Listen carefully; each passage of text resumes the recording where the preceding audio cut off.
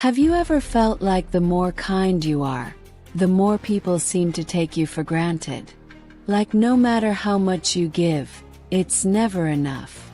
You're the one who remembers birthdays, checks in when no one else does, helps without being asked.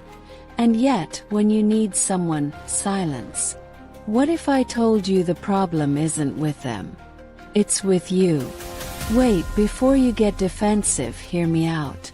It's not because you're too kind. It's because you've been kind without boundaries. And kindness without boundaries doesn't look like kindness. It looks like weakness. Now imagine this. You're holding a glass of water. Slight, right? But what if you held it for an hour? A day? A week?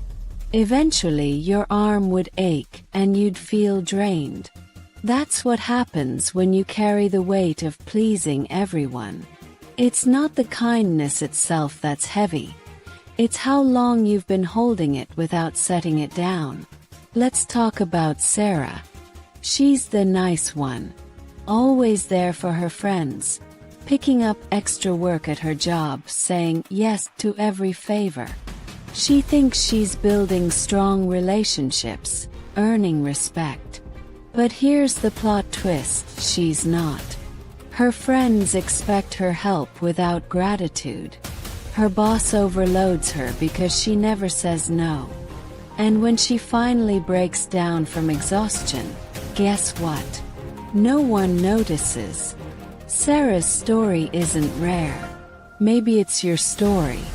Maybe you've been the one who thinks, if I'm just nice enough, people will appreciate me. But appreciation doesn't come from overgiving.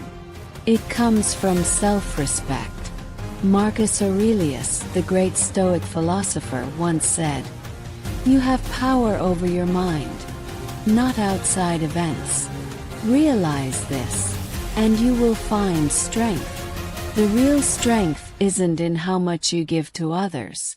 It's in how well you protect your own peace while giving. Kindness isn't a transaction. It's not, "I'll be nice to you so you'll be nice to me." When you treat it like that, you set yourself up for disappointment. Because not everyone will reciprocate. Not everyone will value your effort. And here's the hard truth. Some people will take advantage of it. Imagine someone knocking on your door every day, asking for a cup of sugar. You give it to them without hesitation. But one day you realize you're out of sugar. You've been so busy giving it away, you forgot to save some for yourself. That's what happens when you give without boundaries. You run out of emotional sugar.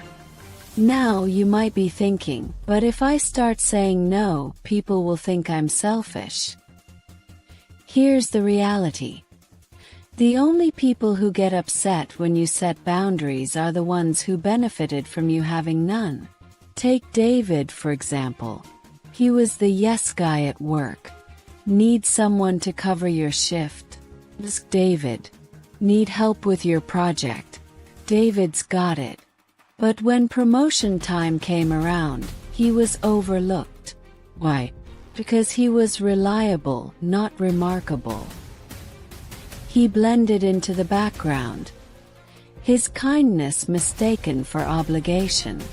The day David started saying, "I can't take that on right now," something incredible happened. People respected his time more. His no made his yes valuable again. Boundaries aren't walls.